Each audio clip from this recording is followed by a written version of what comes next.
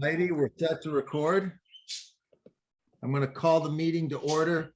The virtual monthly village board meeting for the Village of Sister Bay for Tuesday, January 17th, 2023 at 6 p.m. Roll call, Zashki here. Baker here. Bell here. Cox here.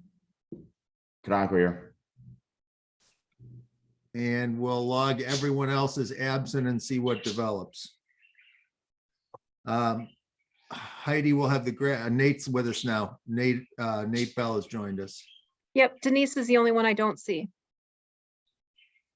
Okay, excellent. Wonderful.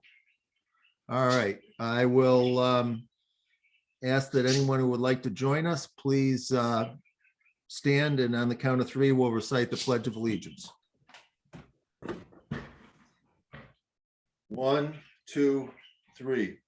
I pledge allegiance to the to the flag flag of the United States of America and to and to the republic for which it stands, one one nation, nation, under God, indivisible, indivisible, with liberty and And justice for all. Thank you, Heidi. Thank you.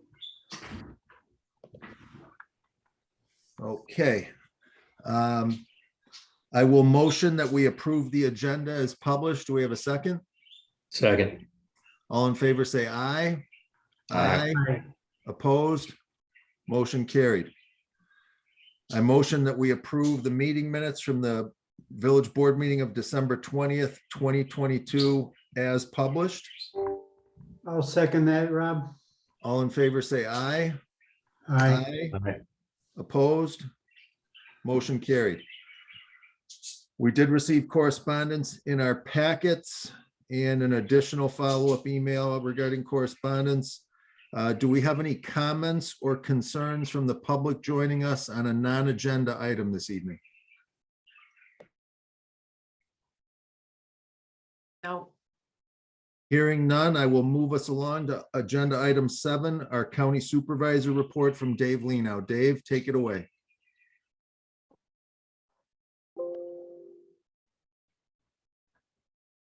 Good evening. Can you hear me all right? Gotcha. Good. So we had our admin meeting today. Our county board is next week, but I'll update you on what we sent up to the county board.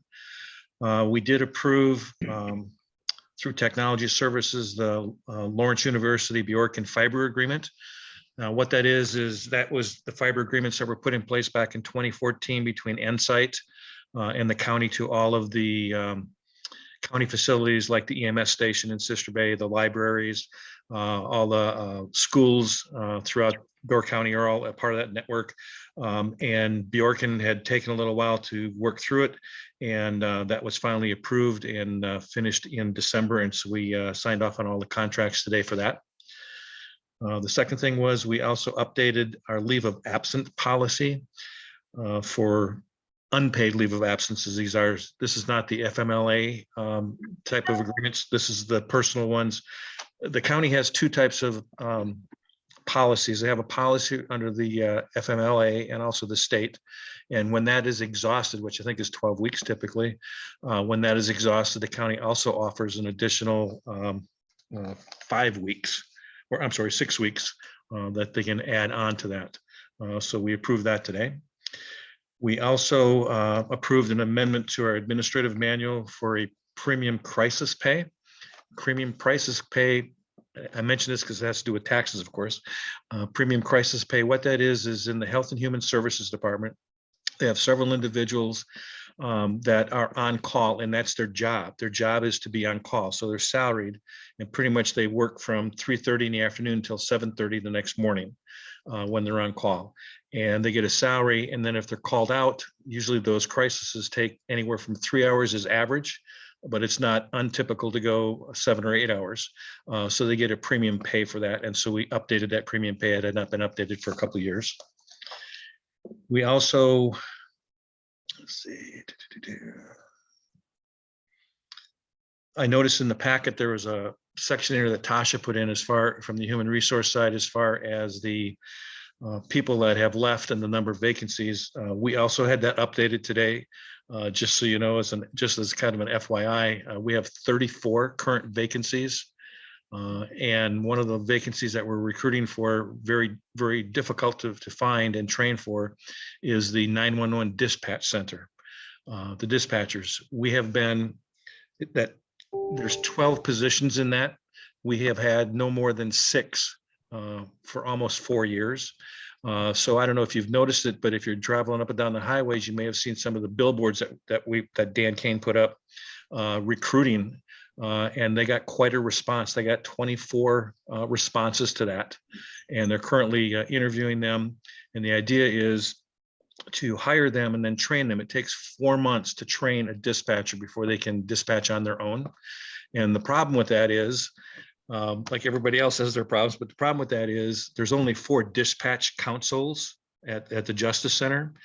So if you have 2 trainers in there, you can have 2 trainees, and that takes up all 4 councils. So the most you can train people is two at a time, if you will, and that takes 4 months. So even though you may have 24 applicants, you can't start them all at the same time. Or if you hired 6 to fill your positions, you can't start them all at the same time, which makes it difficult, because you can only train 2 or 3 at a time, and that takes 4 months. So you could hire 2 or 3 now, and then in July, hire another 2 or 3 and get your 4 months training. So just kind of a little background of what's going on with that. And that's pretty much it, unless you got other questions for me. Any questions for Dave? Nope. Okay, Dave, thank you very much. We appreciate it. Thanks, Thanks, thank you. Have a great evening. Good night. Moving along to agenda item 8, our ordinance, 8A, ordinance number 2023-001, amending chapter 14 of the Buildings and Building Regulation. At the last village board meeting, we, the board, approved offering the public an alternative to waiting for the state to approve commercial and large building construction plans. The alternative is an expedited service where plans are reviewed and approved by a company called ePlan. And staff has begun working with ePlan. ePlan pointed out that portions of our code were inconsistent with state code, and changes are necessary to reflect we are working with ePlan. So staff has reviewed that particular chapter and found some other sections that were inconsistent with other sections of the municipal code, as noted beginning on page 21 of our packets. Their proposed revisions essentially create an ordinance that's considered a cleanup ordinance to just have the documentation right. Do we have any questions for Julie or staff on these proposed cleanup changes? I have nothing. Hearing none, I'll motion that we approve ordinance 2023-001 as published. Second. All in favor, say aye. Aye. Aye. Opposed? Motion carried. Moving along to item 9A, resolution number 2023-001 regarding a Vibrant Spaces grant application. We had a rather lengthy staff summary from Julie on page 30 in the packets.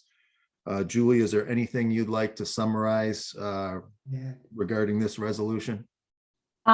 Just that we're applying for a grant to do some improvements at Waterfront Park to make it so the community, more people in the community would use it, or enhance it as a community gathering space, make it so it can be used at night.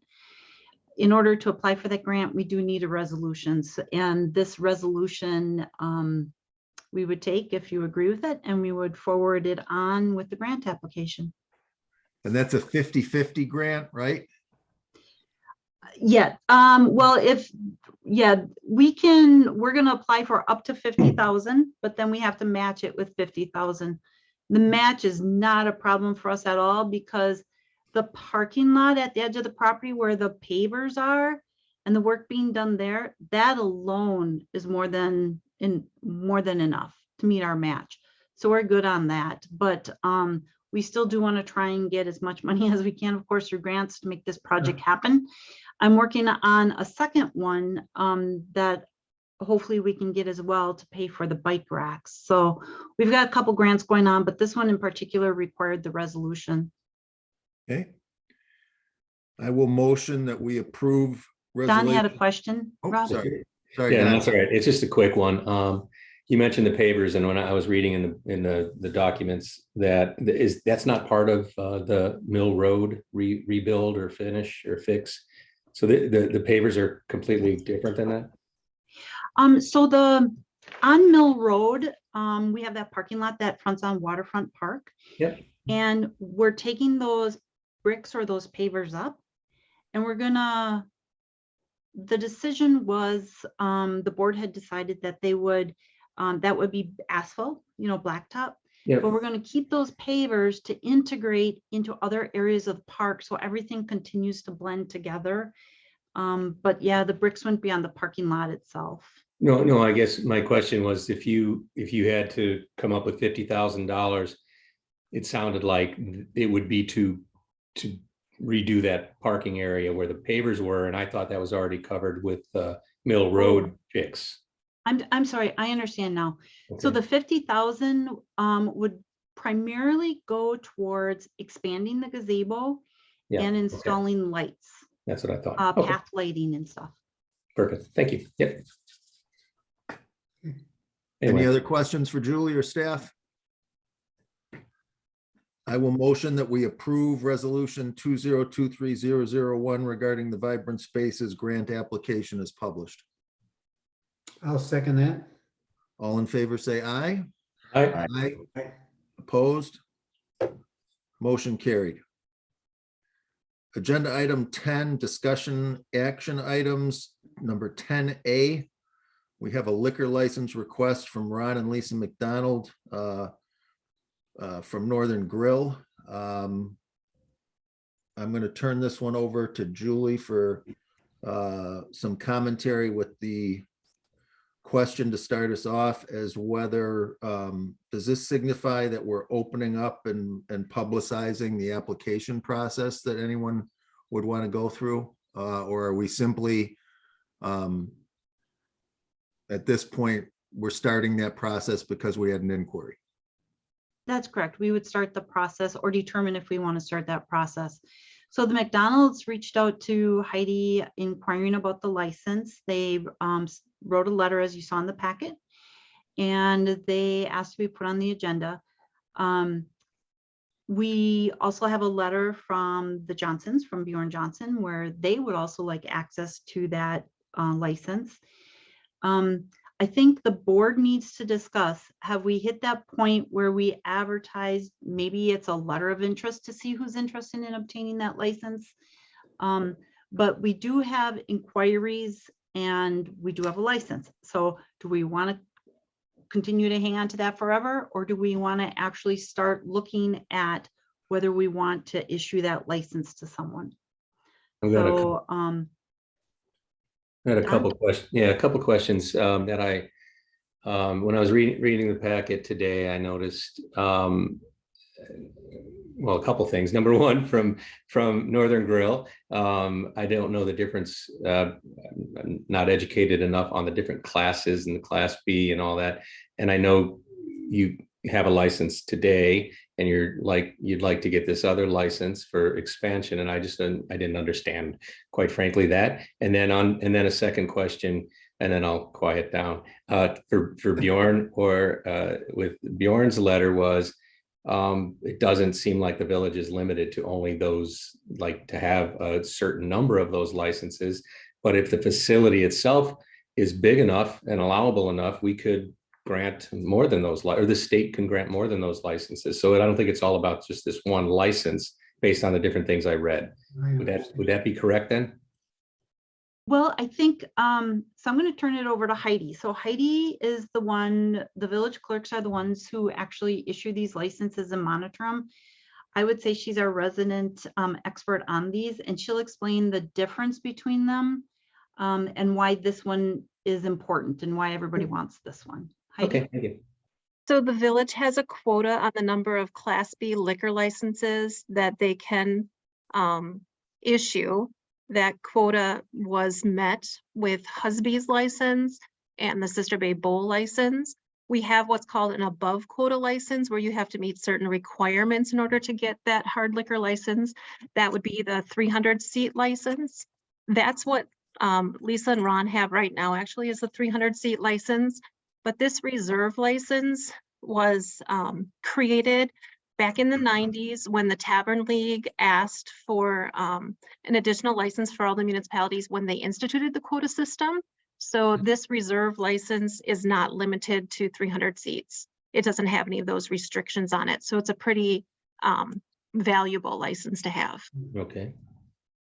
Does that answer your question? It does. And then the quota, I think the second one was the quota because that came from Bjorn's email. He didn't, I think it indicated that there really isn't a quota.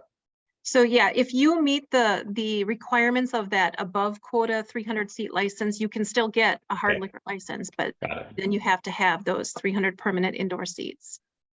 Chad's got it. Chad?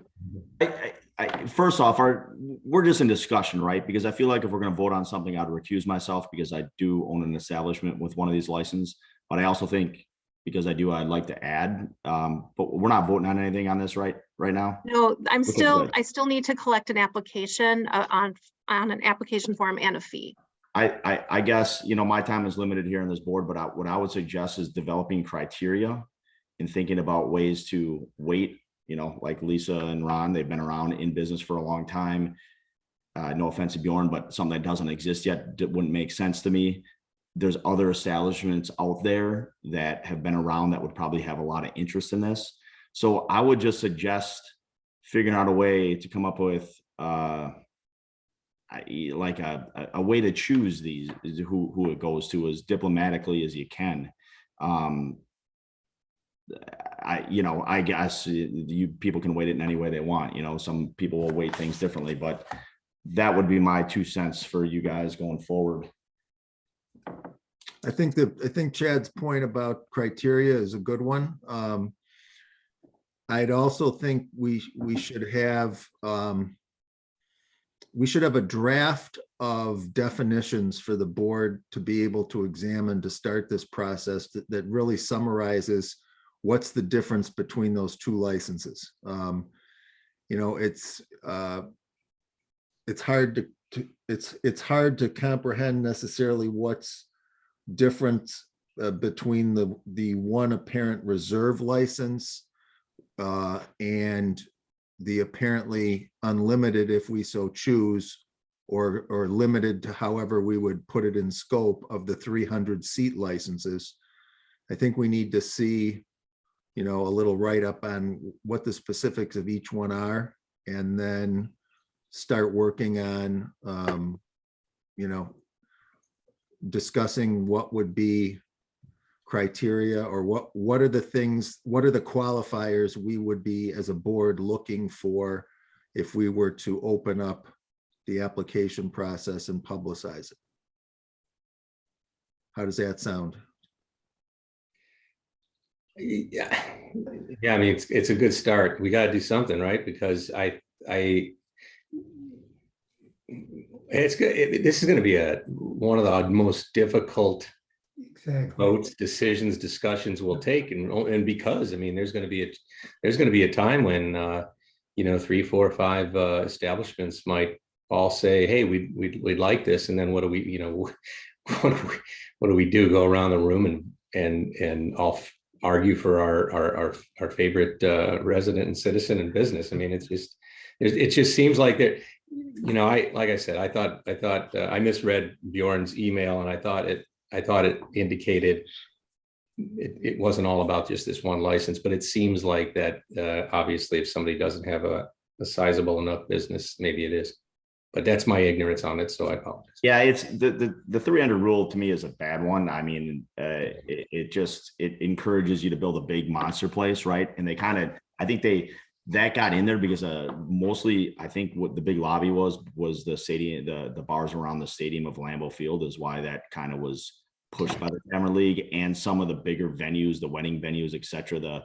The whole quota thing is, I even have one, but I think it's kind of stupid in a way to have a quota, but to encourage somebody to build something big isn't necessarily I think in line with what the village wants, you know.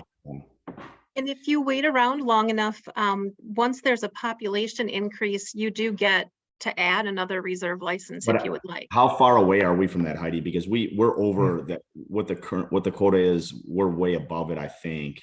Yeah, I have to go back and double check, but I believe that once you hit 1,300, you'll be able to get another one. And Oh, we're so at I- 1,100 right I now. guess that's not too far away, so it'd be good to come up with a system to plan for it. I mean, the Bjorn good and thing is then right Nate. now, Northern Grill has one, which is good. Hey, thanks, Rob. Can I just offer a couple suggestions too, if there's going to be some, I guess, criteria for applications? So under the municipal code that I referenced in my letter under section 610 sub 7A, I would probably recommend that you take a look at that too, just to maybe offer some clarifications, because generally I would agree with Heidi's analysis that, you know, there are two different types of licenses. There's the above quota, which does apply to the 300 or more seat restaurants. And then you have just your typical reserve class B license, which would theoretically allow you to go below the 300 seat limit. But it seems like the municipal code under the section I just referenced, it seems like it conflates the two in a way that the 300 seat requirement would apply to both of them. Same thing with the hotel rule for 100 rooms or more, whereas in state statute, it's 50 rooms. So I would just recommend that you guys probably take a look at that too, because just from like the legal language here, there's some conflating language that just makes it confusing. So. Thank you, Bjorn. Nate? Don, something you said that I think that we likely do want to do something here, but I think it's important to say that we don't have to do something here. We can hang on to this if that's what makes sense to us. So while I agree, it's likely we will do something.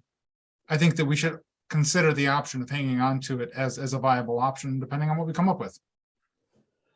I agree with you, Nate. I think we also need, but you know, we don't need to go into this saying it's automatic that we're going to award one or more than one. But to be fair, in my opinion, we need to give everyone in the public an equal opportunity at presenting their case for why they believe they meet the qualifiers we would establish. And, you know, that doesn't mean that we have to decide to grant one or more licenses, but I think what's most fair is if everyone has an equal opportunity. And Don made an interesting point when he, you know, when he referenced, well, we would, you know, we could be in a scenario where we're going around referring to, you know, places that somebody could deem to be our particular favorites or whatever. For all intents and purposes, if going through a process of fairness like that, there could well be some residents or citizens or business runners who would want to convert a current business to a different format, or buy a current business and convert it to a liquor establishment with the 300 seats if we were going to, you know, make something like that available. I think we may well be surprised at how much interest there might be, but that would be, in my opinion, where we want to head next, is reconvening as a board. If there's time next month, if staff can have it ready, if not in March, to start looking at here, you know, here's the actual definitions of the licenses. Here's, you know, a starting point of what our qualifiers or criteria would be, and then we can move the discussion along further. Rob, do you want to let Lisa say anything? It was her request. She can certainly offer anything she would like. I would like to see one of the requirements be something about, we did apply for this license 25 years ago. And we did not get this license at that time. Fuzzy Sunstrom got it. And the town did allow us the 300 seat along with the Mission Grill.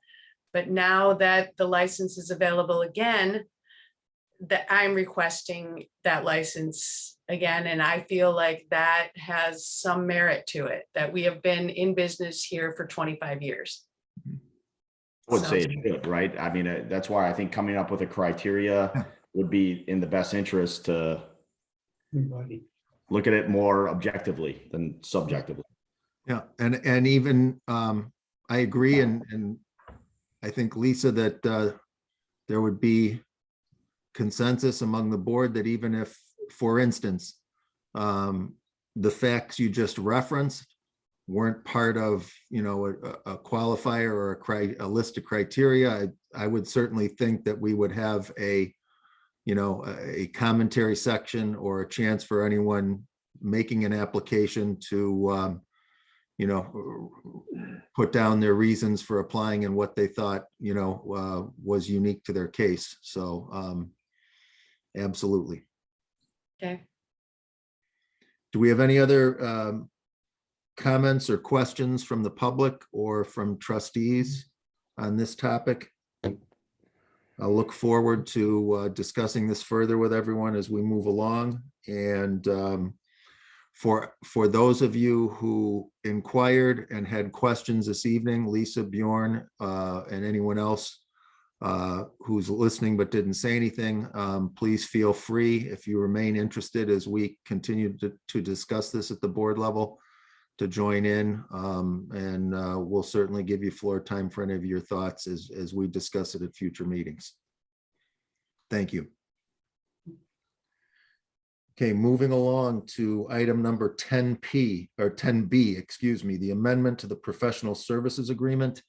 We had a staff report on page 37 of our packet regarding this. You may recall last month, we, the board, approved an agreement with ePlan Exam to provide commercial and large building plan review services.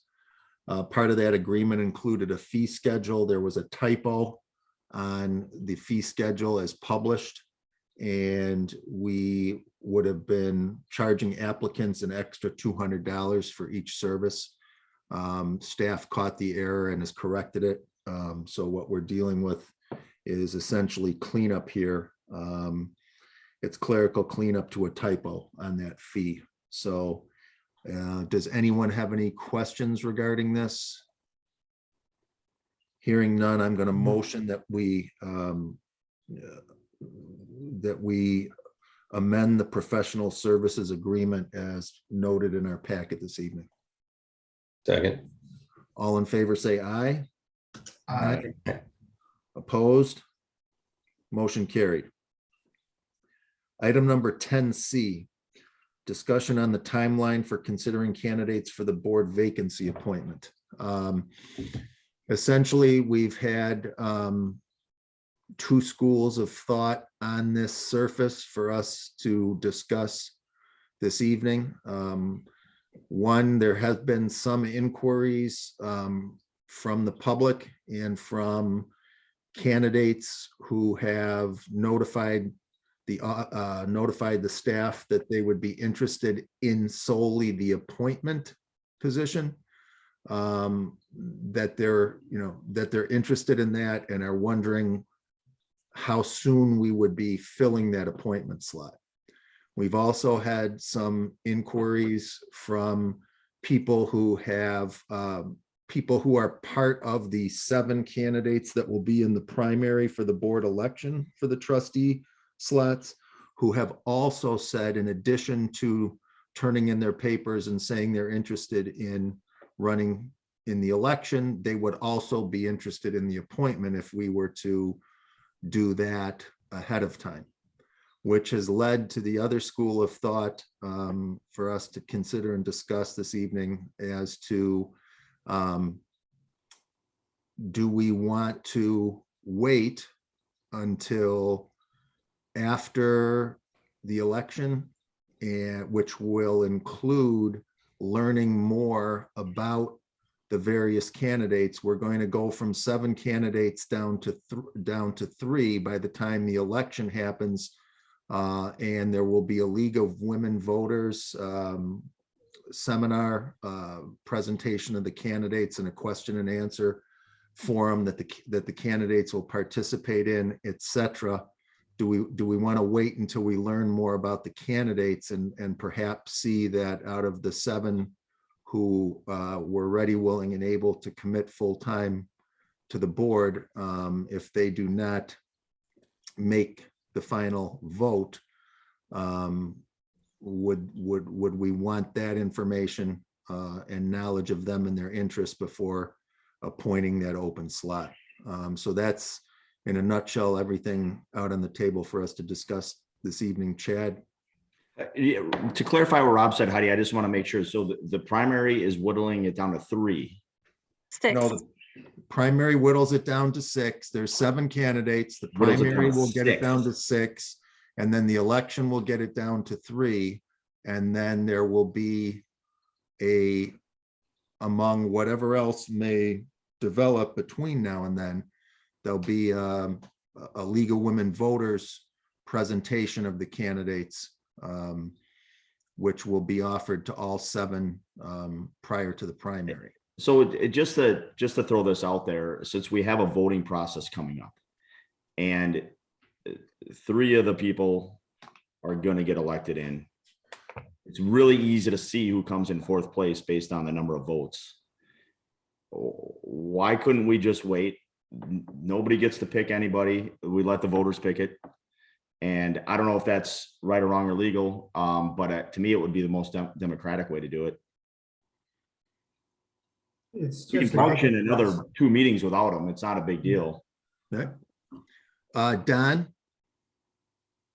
Yeah, I I don't disagree. I also think it's part of a democratic society like ours is when you have an opening, you can also have an opportunity to place someone in that opening, and that's all absolutely fine if the board members decide to do that.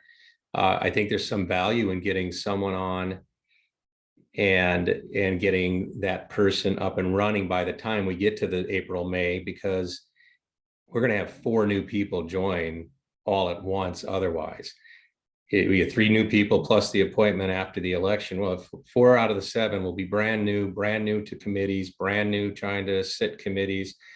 And in the meantime, it's just, all due respect, it's not just the 2 board meetings that we need to consider going forward. It's also quite a few committee meetings that we might need. So I would like to have the current board with the information we have from the candidates, because they've all provided information, either bios or resumes, things like that. We all know the people in the community, and I think most of us know the people running. I think we can make an argument to place someone at the next meeting, and then as we go into the election, have 3 new people join. That's having 4 join just seems like a lot. Anyway, To clarify, it's only 3 new because one of the elections is president, right?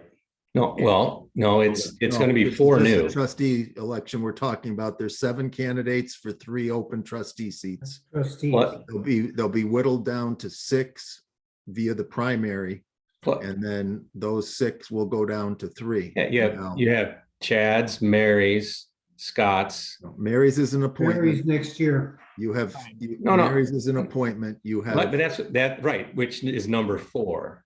Yeah. So there's 4 new people joining in April, because we'll have an appointment after the election, which elects 3. I think my math is pretty good. If I got 3 + 1 is 4, I think I got that one right. Most of the time. All right. So let me just walk through a scenario here. Let's just say this is going to happen after the primary at this point.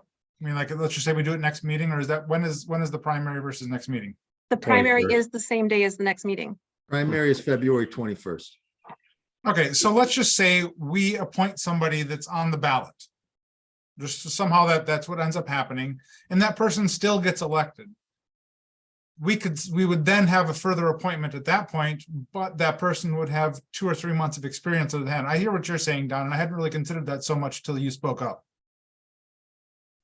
So I think I tend to agree with you, Don, that if we can make a decision at the February meeting, I think if we make a decision at the March meeting, it doesn't make sense. If somebody wins though, or if we appoint somebody, they would have to withdraw from the election, right? No, their name would still be on the ballot if they were one of the 6 who advanced to the April election. If they win in April, that just creates another vacancy that you have to fill. I would, I appreciate feedback that's come in from everyone on this. In my opinion, I think I feel it's best, in the best interest of the village, if we wait until after the election. We have, I think there will be merit to whether it's in the, in the month or the second month after the new board members come on. I think there's merit to having them have a voice in the appointment, especially after they go through the primary process. I think there's merit to us learning about them all as candidates through this evening that the League of Women Voters is going to offer with them, and otherwise. I would be, I'm in favor of waiting. If somebody has if somebody who feels otherwise wants to make a motion tonight to engage the process before then, certainly the floor is open to a motion. Chad had his hand up, and then Don, and then Well, Julie. if we're gonna wait without yeah, I kind of gave a very democratic way of waiting and picking. If we're gonna wait to just have other people pick, that doesn't make sense.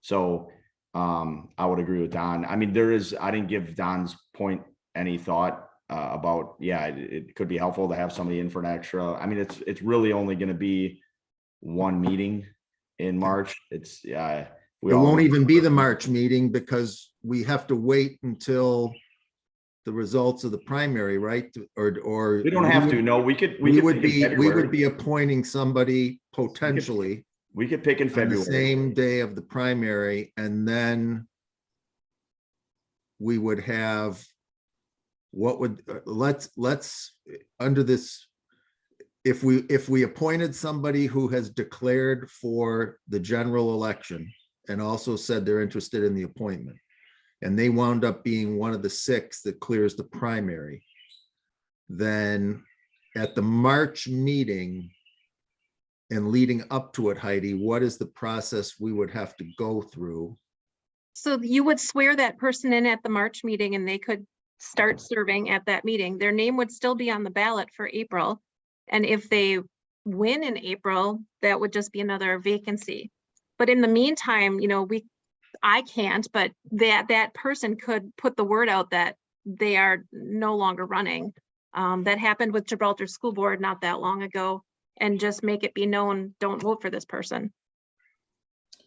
So in essence, they would, if we went that route, the appointee, if they were then had their name pulled from the general election, by going that route, they would be available as a candidate for essentially 1 month of meetings if we were going to, at that same March meeting, nominate them for filling open spots on committees? Oh, Or would we be appointing them under the auspice that they were appointed and expected to immediately begin filling all of Mary Lyons's committees?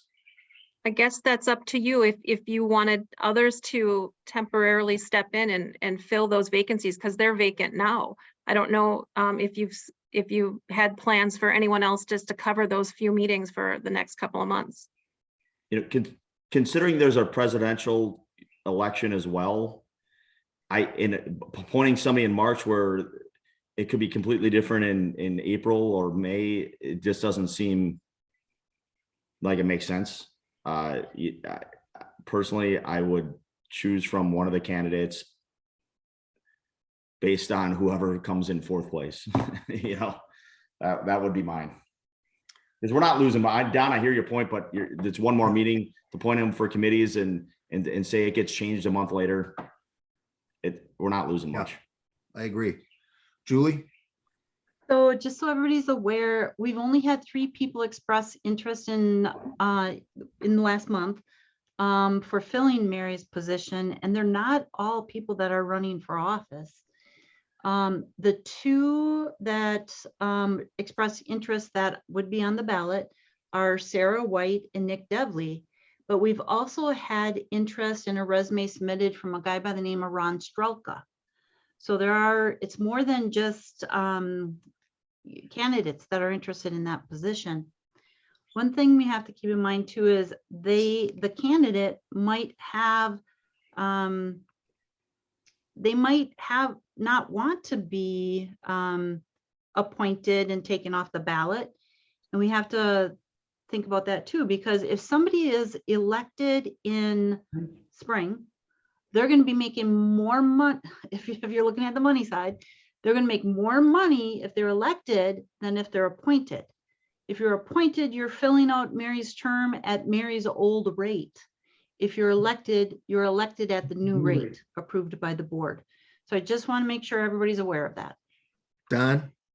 Appreciate that insight, Julie, but trust me, no one's joining this committee or the board to make money, because quite frankly, it's a couple $100. So the other thing is, I understand all this about the election and all these people running and everything.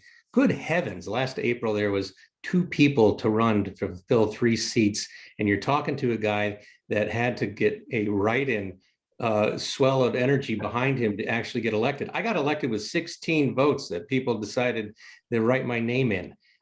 We can pick one of these 3 people and get a really strong person who's in the community, who's expressed an interest to run in the election. And then, oh, by the way, there's an open seat now. All right, so we can decide to say to that person, welcome onto the team, and get them going before the the late spring. So that was my whole point.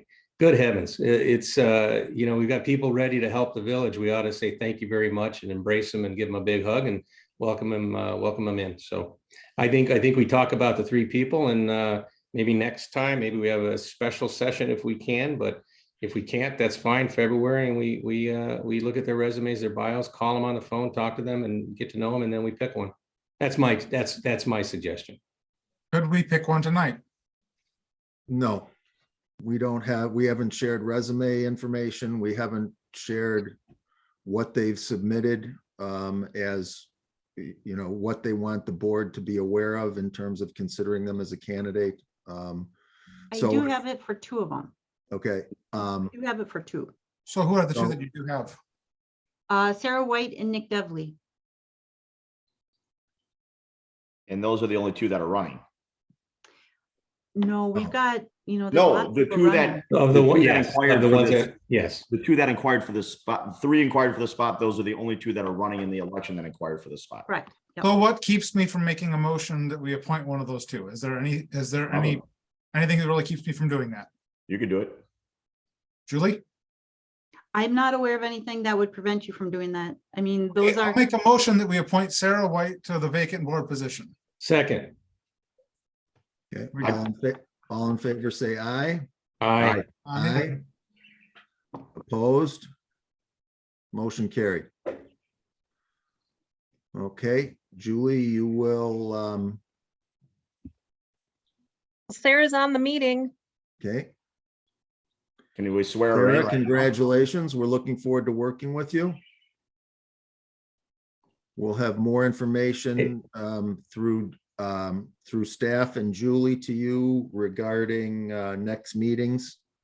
And I will get your contact information from Julie to begin gauging your interest level in the open committee spots that are open with Mary Lyons' resignation that you're filling. And look forward to speaking with you soon on that.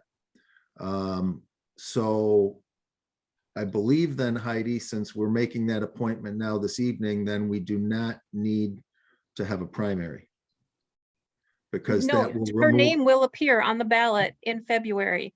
And if she is one of the 6 candidates who advances to April, her name will still be on the ballot in April. And she But can't during call it. that time, she can tell people not to vote for her because she Okay. filed papers to run for an election. Okay, so if her name can, so essentially, if her name would continue to appear on the actual April 3rd ballot and she were to be one of the voters' preferences, in essence, we would then have another appointment to make afterwards because Correct. she would already be filling. Okay. All right. Okay. Thank you, board members, and Sarah, we look forward to beginning to work with you very soon. Thank you very much. I'm really excited to be part of your team. Congrats. Appreciate it. Thank you, Thank Sarah. you. Thank you. Thank you. Okay, so moving along to item 10D. We have a review of the financial statements, the finance director's report, and an approval ultimately of the monthly bills. Do we have any questions for Tasha on the financial statements and or the finance director's report?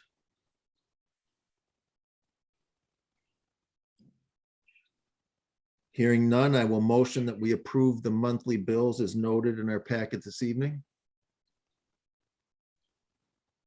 Do we have a second? Second, sorry. All in favor, say aye. Aye. Aye. Opposed? Motion carried. Item number 11, the Village of Sister Bay Annual Report.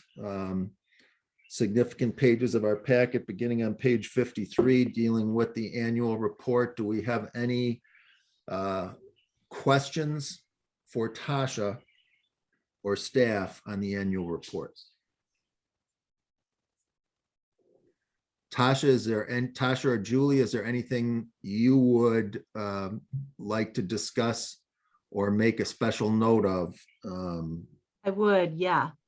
So the board is very familiar with what happens and what's going on every month, but the public isn't always aware of what we're doing. So we do an annual report, one, to make sure the board is aware of what's going on, but so the public also knows what's going on in the village. So we did an annual report this year. I'm not sure if you've done them in the past, but this is, how I've done them. I did ask every division or department basically to look at the last 5 years if they could and give us some data to compare it so we can gauge, are we doing better? Are we doing worse? Do we have more problems, fewer problems, more money, less money? And so every department or division, like I said, took a look at their records. And I just want to point out some highlights. So bear with me because it's really, like I said, the board knows a lot of this, but I want to make sure the public is aware of it too. So I'm going to start with the finance and the human resources section, which is the first part of that annual report. I don't know if you want to page through with me or not, but the highlights that I saw was in 5 years, the revenue has gone up $400,000. So I thought that was pretty impressive. I do want to make sure the board doesn't, get too excited about that though, and think we have more money to spend, because we are going to be looking at a new assessment, and those values are predicted to go down. So that's going to affect our tax revenue moving forward. We're already seeing home prices go down. We're going to see those tax values go down too. And then also something that I think was pretty interesting is that in the last 5 years, the spending was less than expected. That's some good fiscal conservation there to make sure we're not spending just because it's in the budget, we don't spend it. Cash on hand has steadily been increasing, which is always good. Then if you look at the bar graph on page 2 of the report, I was very impressed with, or found this very interesting as well. But so many times we don't want to give wage increases. We're leery about that. It's, oh my God, it's going to kill our budget. But if you look at in 2022, we actually did increase wages and benefits. And although they increased, they became a smaller percentage of the overall budget. And I just want to point that out so we're not so afraid to give, compensate staff or reward staff, because sometimes it doesn't hit the budget the way that some might think it would hit. The village clerk, Heidi, has great data here. I really wanted to see a lot of graphs and charts. She did a great job with this. This tells a lot, and they're fun to read, so you don't have to read much. You can just look at the pictures. But her data becomes really important as we go through and make policy decisions. So when we're looking at decisions on, let's say, licensing a dog, let's look at the data. What is it? Is there an issue here? Do we have a decline in that? You know, her data, I thought it was interesting when you look at, she's tracking how many people are going out to vote. Is that going up or down? You know, if it's going down, we probably need some education, but it has been going up. Park rental revenues have been going up. Just some really good data that I want to make sure people look at. Community development, there was nothing too exciting in there. You know, we've seen a dip in new construction, seen a pretty good uptick in signage, which I thought was interesting. The way I looked at that, and I don't know if it's true, but they always say, you know, during hard times, don't cut your marketing budget. And so after COVID, this tells me people were looking at increasing that signage to maybe make sure people saw their product. I don't know. That's, you know, there's no data to support that. It's just that we're seeing those numbers go up. Public Works, there's a summary in here on the parks properties that were addressed in 22 and the work that they did. There's also a summary of the road repairs, which I really want you to take a look at. In the past 2 years, 10 roads were repaved or resurfaced, built, or in the process of being rebuilt. That's crazy for this village. We've never done that before. For not having a road crew, I think Dan did a great job with using the park staff and the consultants he had to make sure that these roads were getting patched and brushed and resurfaced. I mean, the contractors, of course, do a lot, but the parks crew who's helping him with road maintenance has done a tremendous amount as well. As we look at the infrastructure as it continues to age, this becomes really important. Can we continue to do this many roads every year? Certainly a goal, but it's making a big difference when you get out and look at these roads. Utilities, I'm going to say that here's a gold star on this report. It's very impressive. It's very detailed. If you don't know anything about utilities, this will help you learn, and it's in a easy to read format, so it's not too overwhelming. I thought that it was really interesting how they track problems. Like they track the well data, and that's how they know if there's a problem or a leak or something. And then what do they do to fix that? This division is, you know, they deal with a lot of really technical stuff, and they're constantly looking for efficiencies. How can we make things better? And the data that's in there helps you understand why they're doing what they're doing when they're asking you for money or to approve something. Marina is the last one. Dave did a pretty good summary in there, so please take a look at that. I think the key takeaways on that is, you know, he did do some work on the ADOC, and what we saw this past year, maybe as a result of that, we think it was a result of that, is we saw an increase of $68,000 in revenues. That's a lot on one dock, so that was pretty good. BDOC, they did major renovations. They did them in-house, which saved us $30,000 in comparison to the bid. So that was, again, another way you're saving money coming in under budget. But one thing I thought that people needed to understand that Dave pointed out in here is when the marina is closed, people think nothing's going on. You know, Dave's back there yawning or whatever he's doing. But Dave pointed out, and this was really interesting, that 90% of the marina revenue comes in the first quarter of the year. So January, February, March, when it's snow covered and everybody thinks there's nothing going on, that's when we're bringing in the majority of the revenue, 90% of that revenue. So that and his new software is making it easier to collect that. But I thought that was pretty interesting. You know, it's not what a lot of people think. So, because I have heard people say, what's going on at the marina? There's a lot going on at the marina. Question for you on that, Julie. Pardon me? Question for you on that. Sure. So if you're saying 90% of the overall marina revenue comes in the first quarter, does that mean only 10% of overall revenue is from transient slip rentals during the season? I would have to ask Dave to verify that, but I would They think pay in so adva- based on they what pay in Dave's telling advance. us. They pay in Pardon advance. No, yeah, Rob, it's not, they're definitely more than 10%. They pay in advance, right? So if, just like when you have a hotel and you make them pay, they're being forced to pay when they're reserving. So most of that is booked in advance. So that would be I may not be 100% right, but I'm pretty sure I'm right on that. Okay, thank you. That would make sense. Yeah. So, Hey, Julie, this is really nice to have in this format. It's just really easy to read and everything. And I hate to bring up a remedial part of this, but because it's all really good, but the dog license stuff, I have a dog. I don't have a dog license. You know, it's 2022. I don't think we have a dog catcher anymore in our village.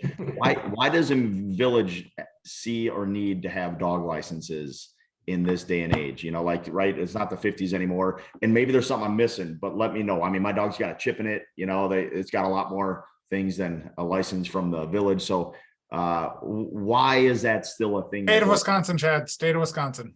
Is it a statute?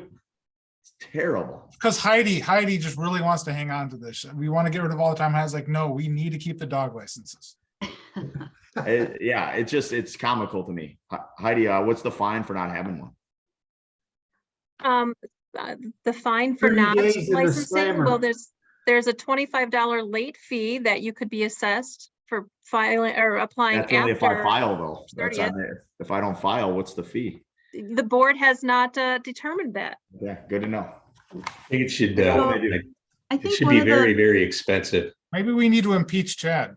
I Good, vote think me one of out. the big Go for it. reasons, one of the big reasons for having that dog license is to make sure dogs are getting vaccinated.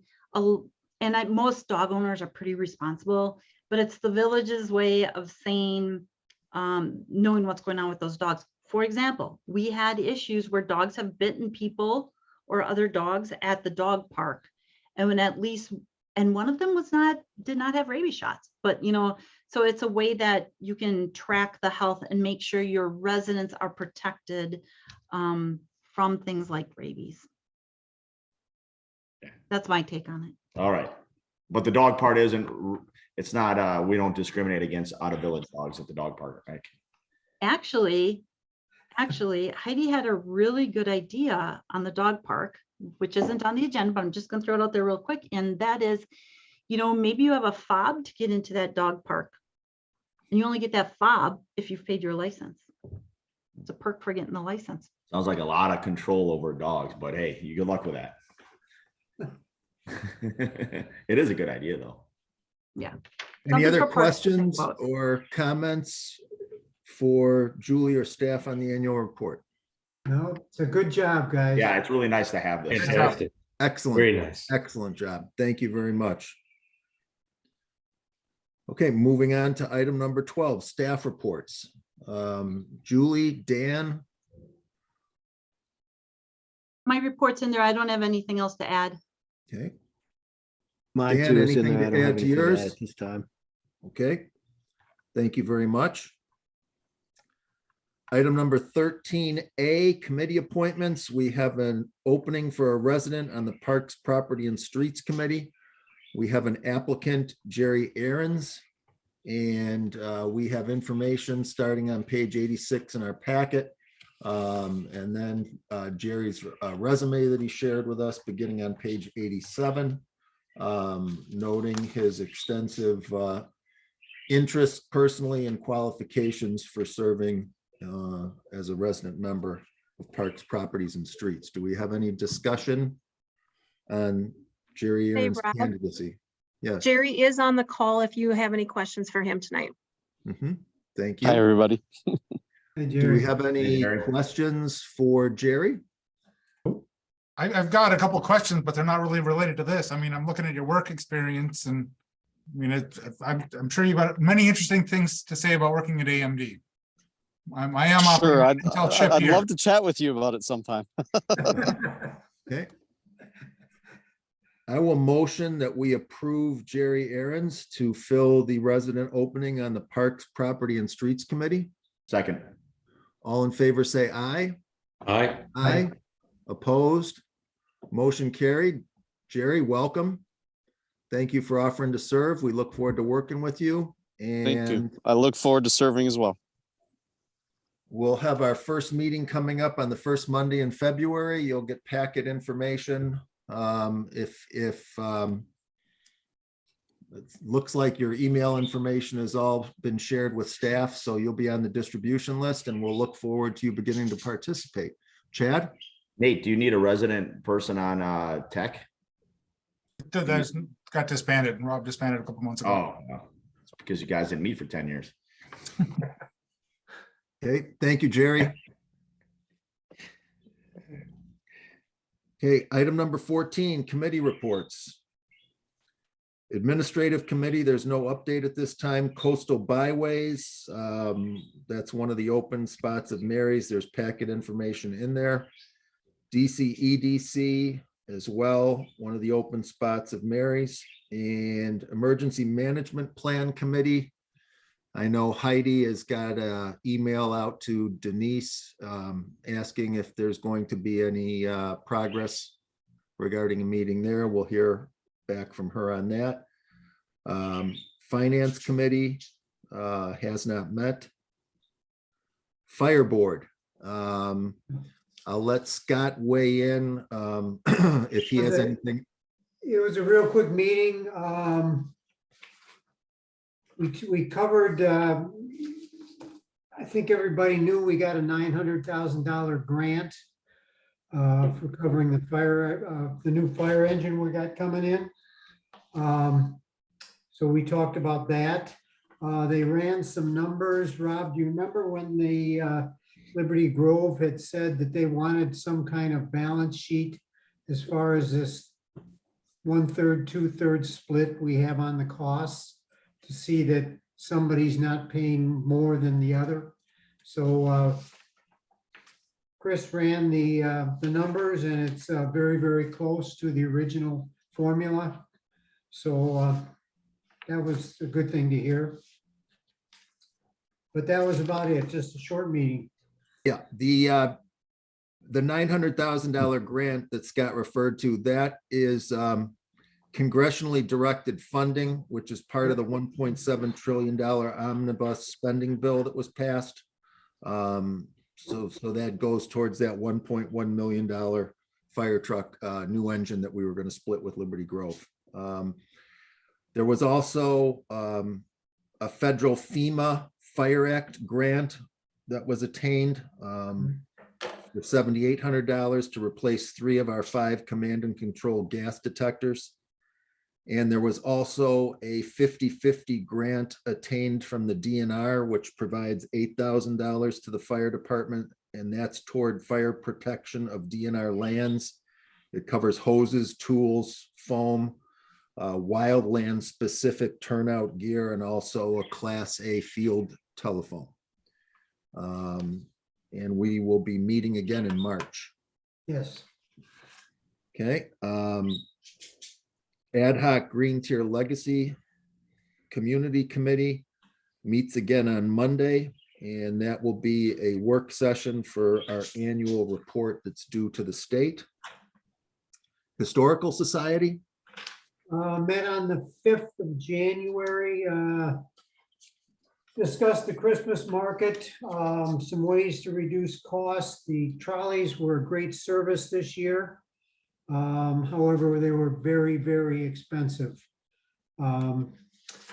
We finalized 2023 dates for some of the activities. That is really about it. Thank you, Scott. Library Commission, one of Mary's. Plan Commission, there's details in the packet. Assuming if anyone has any questions for Denise related to that, you can contact her offline since she's not with us this evening. Marina Committee, anything to add, Scott, to what's in our packet? I have nothing to add. Anybody have any questions? Thank you, Scott. Marina Fest, we have We a are meeting on the 26th, Rob. Yep, 26th of February. Yep, January. Or, yeah, excuse me, January. Yep. Okay, and ad hoc outdoor rec and transportation. Nate, anything for us this evening? Nope, nothing this evening. Okay. Parks, Properties and Streets Committee, information in the packet. Will be meeting next on February 6th. Personnel Committee meets on February 6th. SBAA and the Tourism Zone both meet on Thursday of this week. Sewer and Water Utility Committee met last week. There's information in the packet if you're interested. Village Hall Planning Task Force, we had an excellent first meeting. Our next meeting will be February 6th, and that will include a thorough walkthrough of the Village Hall building. And we're looking forward to that very much. Was an excellent session. Don Cox and I were there with the committee members. Look forward to the next one. I will motion that we approve the committee reports as noted. Second. All in favor, say aye. Aye. Opposed? Motion carried. Item number 15, do we have any matters to be placed on a future agenda or referred to a committee, official, or employee? Hearing none at 7:06 PM, I will motion that we adjourn. Second. All in favor, say aye. Aye. Aye. Opposed? Motion carried. Thank you, everybody. Have a wonderful Good night. evening. Good night, everybody.